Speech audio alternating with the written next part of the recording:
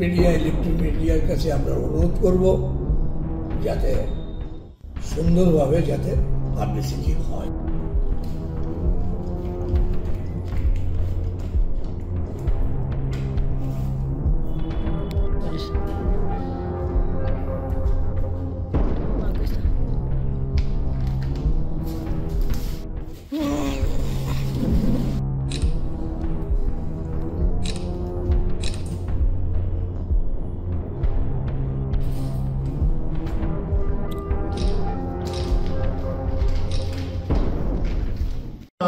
আমি জয়দীপ সরকার, সাধারণ সম্পাদক, all India chemist and distributors federation.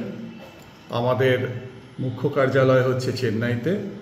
আমাদের এই মুহূর্তে কার্যকরী অফিস হচ্ছে কলকাতায়। আমি কলকাতা থেকে এসেছি। কলকাতায় আমি কার্যকরী অফিসটা থেকে আমি পরিচালনা করি।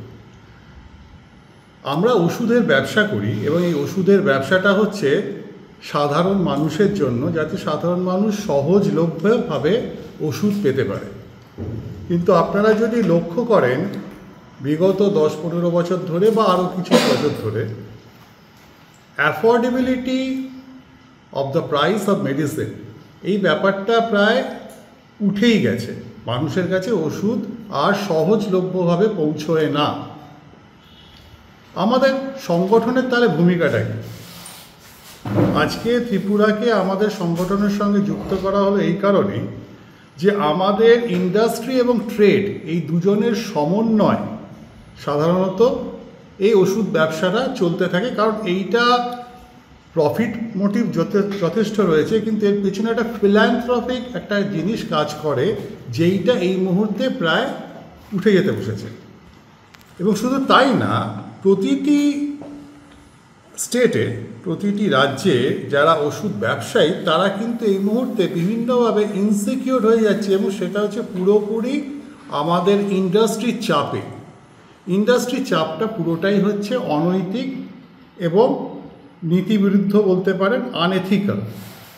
এটার জন্য আমরা আজকে ত্রিপুরা কেমিস্ট অ্যান্ড ড্রাগিস্ট অ্যাসোসিয়েশনকে আমাদের সঙ্গে যুক্ত করেছি। কারণ এই লড়াইটা ছোট বড় মাঝারি সব কটা রাজ্যে।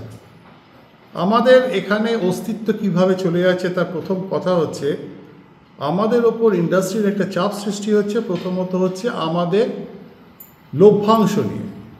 এখন দেখবেন আমাদের প্রায় প্রতিটি দোকানেই ছাড়ের একখানা প্রচলন শুরু হয়েছে ওষুধের ওপরে। এই জায়গাটা আমাদের ওপরে ইন্ডাস্ট্রি চাপানো শুরু করেছে। কিন্তু যদি আপনি আমাদের ট্রেডের তরফ থেকে দেখেন, ট্রেডের কিন্তু এটাতে নাবিশ্বাস উঠে যাচ্ছে এই কারণে, কারণ আমাদের যে ট্রেড মার্জিন সেটা এতটা বেশি নয় যে আমরা আজকে 10% বা 15% ছাড় দিলে আমাদের বিরাট কিছু থাকে। উল্টে আমরা যদি বলি যে আজকে কোম্পানির লভ্যাংশ কত, তাহলে আইনত ভারতবর্ষের আইনটাকে মেনে 80% ওষুধে কোম্পানির লভ্যাংশ মিনিমাম 1000%, ম্যাক্সিমাম যদি ধরেন অনেক বেশি, মানে সেটা হয়তো 5 সংখ্যায় চলে যাবে, এরকম কিছু। ব্যাপারটা শুনতে আজগুবি মনে হলো, এটা আজগুবি নয়। এই বাকি 20%-এর মধ্যে এক সময় 2013 অবধি এই লভ্যাংশটা ছিল ম্যাক্সিমাম 100%, কস্ট প্রাইসের ওপরে ম্যাক্সিমাম 100%, যেটা এই মুহূর্তে লভ্যাংশটা নিম্ন দিক থেকে যদি শুরু করে নিচের দিকে সেটা প্রায় 500%, ওপরের দিকে প্রায় 800-900, প্রায় 1000%-এর কাছাকাছি। আমাদের দেশে একটা আইন তৈরি হয়েছে, একটা বিল তৈরি হয়েছে, যার নাম হচ্ছে ড্রাগ প্রাইস কন্ট্রোল অর্ডার। সেটা বিভিন্ন সময় অ্যামেন্ড হয়। এটা 1961-2তে যখন চৈনিক অনুপ্রবেশ করেছিল তখন থেকে এই আইনটা বা এই বিলটা চলছে। এইটা অনুযায়ী তার প্রথম সারবর্তাটা হচ্ছে সাধারণ মানুষ যাতে সহজলভ্যে ওষুধ পেতে পারে। অথচ এইখানে দেখবেন প্রতি বছরে কোম্পানির জন্য যে বৃদ্ধিটা ধার্য করা আছে সেটা হচ্ছে রেগুলার বেসিসে 10%। কোম্পানি তার দাম বাড়াতে পারবে যেরকমই হোক না কেন। আর এই 20% ওষুধের ওপরে হোলসেল প্রাইস ইন্ডেক্স অনুযায়ী দাম বাড়বে। তার মানে দেখা যাচ্ছে যে সাধারণ মানুষকে কিন্তু আলটিমেটলি গলা চেপে ধরা হচ্ছে। আমাদের কিন্তু মার্জিন সেই 1975 সালে যা ছিল আজও কিন্তু আমাদের মার্জিন সেই আছে 10% এবং 20%। অনেকভাবে বলা হয় যে না না, অনেকে তো অনলাইনে 25% দিচ্ছে, 50% দিচ্ছে, 35%ও দিচ্ছে বিভিন্নভাবে। তো আমাদের প্রথম বক্তব্য হচ্ছে যে আমরা কালকের এই বার্তাটা দিতে চাইছি যে অনলাইন যে মেডিসিন ব্যবসা, এটা কতটা বৈধ। আমি আপনাকে দায়িত্ব নিয়ে বলছি, আপনারা খবরের কাগজে যখন ছাপাবেন আমার নাম দিয়ে ছাপাবেন, এই পুরো ব্যাপারটাই হচ্ছে অবৈধ। এর কোনো নির্দিষ্ট আইন নেই। আজ অবধি ভারতবর্ষে অনলাইন ব্যবসা চালানোর জন্য কোনো নির্দিষ্ট আইন নেই। যদি বলেন যে তাহলে চলছে কি করে, আমি বলছি চালানো হচ্ছে জোর করে। অলরেডি দিল্লি হাইকোর্টে একটা অর্ডার রয়েছে, আমরা কালকে এই অর্ডারের রেফারেন্সটা দেবো, এই মুহূর্তে আমার কাছে মুখস্থ নেই সেই কারণে। তো সেইটা চলছে এবং বারবার করে তার সময়টাকে পেছানো হচ্ছে। আপনার হয়তো মনে থাকবে কাগজে বেরিয়েছিল, আপনারাই সংবাদমহল যারা তারা খবর করেছিলেন 2023 সালে, যে টাটা 1mgকে শোকজ করা হয়েছে এবং তার সঙ্গে প্রতিটি অনলাইন একে শোকজ করা হয়েছে। আপনি যদি সেই কেসটা যেটা বললাম তার রেফারেন্সটা দেখেন, তাহলে দেখবেন এই এক বছরের বেশি হলো, 2023 জানুয়ারি থেকে আজকে ধরুন প্রায় ডিসেম্বর এসে গেল, 2 বছরের কাছাকাছি 6টা না 5টা ডেট পড়েছে, প্রত্যেকটাতেই ডেফার করা হচ্ছে যে আমরা আগামী দিনে জমা দেব। মানে এই 5টা ডেতে 2 বছরে সরকার পক্ষ থেকে বা যারা এই প্রণয়নটা করেছেন যে অনলাইন ব্যবসা, সেটা বৈধতা নেই, সেটার যে চ্যালেঞ্জ করে তারা যে একটা অবজেকশন দেবে সেইটা এখন অবধি দিয়ে উঠতে পারছে না। অথচ একটা অবৈধ ব্যবসার জন্য আমরা যারা বৈধ ব্যবসা করে থাকি বিভিন্ন রাজ্যে, তারা কিন্তু সাফার করছে। এরপরে চলছে এক্সপায়ারির ঝামেলা। আজকে আপনি জানেন যে ওষুধ একটা 2 বছর, 3 বছর বা কোনোটা 1.5 বছর, কোনোটা 12 মাস, এইরকম একটা স্প্যান থাকে। স্প্যান মানে হচ্ছে এরপরে ওষুধটা খাওয়া যুক্তিযুক্ত না। এই মুহূর্তে যারা ম্যানুফ্যাকচারার, যদি আপনি দেখেন গুড ম্যানুফ্যাকচারিং প্র্যাকটিস, যেটা ভারতবর্ষে প্রতিটা ম্যানুফ্যাকচারের জন্য যেটা অ্যাপ্লিকেবল, সেইটা অনুযায়ী দেখতে গেলে প্রত্যেকটা ম্যানুফ্যাকচারার আমাদের ইন্টিমেশন অনুযায়ী আমাদের জায়গা থেকে এসেই এক্সপায়ারি নিয়ে যাওয়ার কথা। আমাদের সুব্যবহারের সুযোগ নিয়ে তারা আমাদের ঘাড়ে পুরো দায়িত্বটা চাপিয়ে দিয়ে বলেছে যে আমরা যেন এক্সপায়ারি তুলে ফেরত পাঠাই, বা তার মধ্যে একটা 6 মাসের একটা সময় পরিসীমা বেঁধে দিয়েছে যে এর ওপরে হয়ে গেলে আমরা এক্সপায়ারি দেব না। আপনি বলুন যে ওষুধটার মার্কেটিং এবং প্রমোশনের দায়িত্ব ম্যানুফ্যাকচারের, তার এক্সপায়ারির দায়িত্ব বা এক্সপায়ারি জনিত লস বা ক্ষতির দায়টা কেন ট্রেডারের ওপরে থাকবে? We had a association, all India association, AIOC। অ্যাসোসিয়েশনটা ছিল হচ্ছে বহু পুরনো, কিন্তু যখন দেখা গেল অ্যাসোসিয়েশন তার মেম্বারের হয়ে কাজ করে না, আমি একটা উদাহরণ দিই। আপনি একটা কেস করতেই পারেন, কিন্তু সেই কেসের যদি অ্যাপিল আপনার ফ্র্যাটার্নিটির হয়ে না থাকে, তাহলে সেই কেসটার কোনো মানে হয় না। যেরকম অনলাইন ফার্মেসি, তার এগেনস্টে আপনি দেখবেন AIOCDও কেস করেছে, AICDও প্রোটেস্ট করেছে। দুজনের প্রোটেস্টের তফাৎটা হচ্ছে AIOCD দেখাচ্ছে আমার ফ্র্যাটার্নিটি, তাদের এই ক্ষতি হবে, তাদের ওই ক্ষতি হবে, কিন্তু এই অ্যাপিল যখন আপনি কোর্টের সামনে করবেন সেটা ধোপে টিকবে না। এবং আমি বলছি ওরা এই জাতীয় অ্যাপিলটা করে এই কারণে, তাদের মেম্বারকে দেখায় যে আমি আপনার হয়ে কাজ করছি, কি করব, কোর্ট আমাকে পারমিট করলো না। আমরা এই অনলাইন ফার্মেসির এগেনস্টে প্রথম দিন থেকে লড়েছি। আমাদের লড়ার জায়গাটা ছিল একটু অন্যরকম। আমরা বলেছি হ্যাঁ অনলাইন ফার্মেসি হবে, আমরা বলেছি অনলাইন ফার্মেসি হবে, ই ফার্মেসি হবে। ই ফার্মেসিতে আমাদের যারা অফলাইন ফার্মেসি আছে তারাও সুযোগ পাবে। টোটাল ম্যাটারটা মাঝখান থেকে করলে হয় না।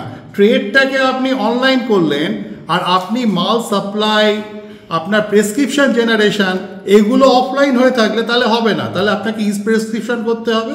আপনি দেখবেন পাশ্চাত্য দেশগুলোতে বা আমেরিকাতে বিশেষ কিছু প্রভিন্সে ই ফার্মেসিটা কীভাবে চালনা করা হয়, আমি বলেছিলাম সেই মডেলটাকে ভারতবর্ষে নিয়ে আসুন, তাহলে আমাদের সবাই ইনভলভ হতে পারবে। দুটোর মধ্যে তফাৎ ছিল। আমি গ্যারেন্টি দিয়ে বলছি, আমাদের যে দাবিটা ছিল সেই জন্য ই ফার্মেসি বিল যেটা 2018-19 আসার কথা ছিল সেইটা পিছিয়ে দেওয়া হয়েছিল। নতুন ই ফার্মেসি বিল তৈরি করতে পারছে না, কারণ আমাদের স্ট্যান্ড পয়েন্ট পরিষ্কার, ই ফার্মেসি অতি অবশ্যই হবে। ভারতবর্ষে ওষুধ ব্যবসায় বন্টনে যদি আপনাকে ডেভেলপমেন্ট করতে হয়, ই ফার্মেসি আনাটা দরকার। হ্যাঁ, আমাদের হয়তো একটা সময়ের জন্য কম্পিউটারটা প্রথম ইনস্টল করতে হবে। এখন তো সব জায়গায় কম্পিউটার এমনি ইনস্টল আছে, হোলসেল বলুন বা রিটেল বলুন। আমরা কেন সেই ই ফার্মেসির সুবিধাটা পাবো না?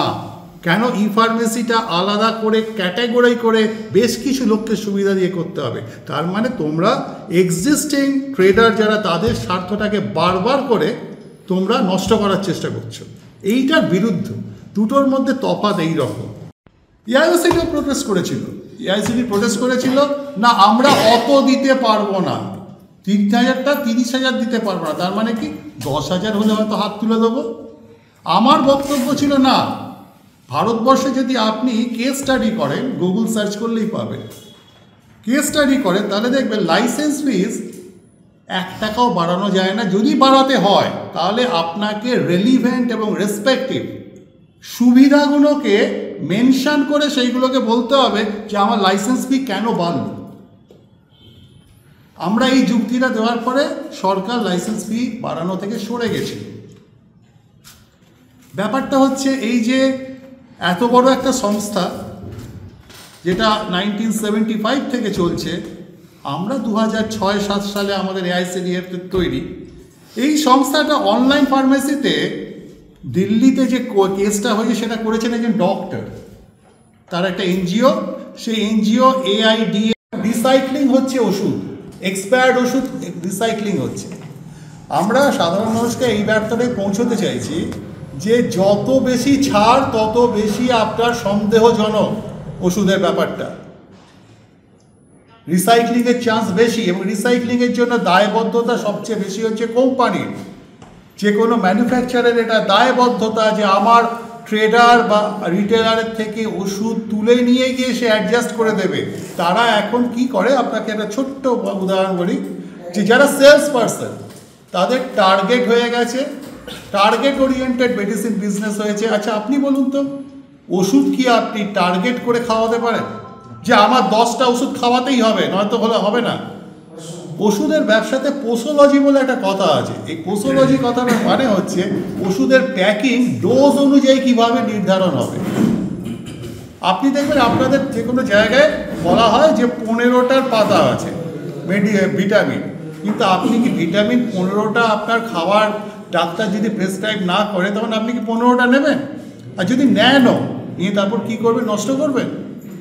সেটা তো লস অফ আপনার ন্যাশনাল হয়ে গেল, অ্যাসেট হয়ে গেল। তো কথা হচ্ছে যে ওষুধ কোম্পানিগুলো যে এই হুইমজিক্যাল অ্যাটিটিউডটা করছে তার বিরুদ্ধে আমাদের একভাবে লড়তে হবে। তো হয় না, আমাদের প্রতিবাদটা কালকে এখান থেকেই, এবং এইগুলোই হচ্ছে আমাদের ব্যবসায়ীদের জন্য সিকিউরিটি দেওয়া। এবার আমাদের এই ব্যাপারটার সঙ্গে যুক্তি থাকবে, আমাদের কাছে কালকে আমরা পেপার বা পেপারের রেফারেন্স আমরা দেব যে সংসদে একটা প্রেস নোট হয়েছে, সেই প্রেস নোটে বলা হয়েছে যে ম্যানুফ্যাকচারার গিয়ে মাল তুলে আনবে। আর ম্যানুফ্যাকচারার যেটা বলছে 6 মাসে, আপনি যদি তাদেরকে জিজ্ঞেস করেন যে 6 মাসের পেপার কি তাদের কাছে আছে? নেই। পেপার কি ছিল না? ছিল, তাদের কাছে নেই, আমার কাছে আছে। একটা জিনিস 6 মাস, তার সঙ্গে আরও 10টা প্যারামিটার ছিল, সেই প্যারামিটারগুলোকে কেটে বাদ দিয়ে দেওয়া হলো, শুধু 6 মাসটাকে সামনে রাখা হলো, চাপিয়ে দেওয়া হলো আমাদের ওপরে, আমরা লোকসান করছি। এইটা কিন্তু যখন নেওয়া হয়েছিল ডিসিশনটা, তখন 6 মাসের ডিসিশনটা আমাদের বিরুদ্ধে ছিল না, প্যারামিটারগুলো যে বাদ চলে গেল। সুকান্ত একাডেমিতে আমরা একটা আলোচনা সভা ডেকেছি। সেই আলোচনা সভার মধ্যে আমাদের চেয়ারম্যান শ্রী নরেন্দ্র জৈন উনি ওনার মূল্যবান বক্তব্য রাখবেন, এবং সাধারণ সম্পাদকও ড্রাগ রুলস সম্বন্ধে ওনারা বক্তব্য পেশ করবেন। আমি Shishudeep Kumar Roy, president of Tripura chemist and druggist association. আমি আমাদের যে ত্রিপুরা কেমিস্ট অ্যান্ড ড্রাগিস্ট অ্যাসোসিয়েশনে আমরা all India chemist and distributor ফেডারেশনে আমরা অ্যাপ্রুভ পেয়েছি গত 18/11/2024। আজকে আমাদের সর্বভারতীয় all India chemist and distributor ফেডারেশনের চেয়ারম্যান মিস্টার নরেন্দ্র জৈন উপস্থিত আছেন। আমাদের মধ্যে উপস্থিত আছেন আমাদের সর্বভারতীয় all India chemist and distributor ফেডারেশনের সাধারণ সম্পাদক শ্রী জয়দেব সরকার মহাশয়। অল ইন্ডিয়াতে কি হচ্ছে না হচ্ছে, ম্যানুফ্যাকচার ভার্সাস কেমিস্ট মধ্যে যেই বিভাজনটা আছে সেটার জন্য ওনারা বলবেন, সব কিছু ওনারাই বলবেন। আপনারা দয়া করিয়া আপনারা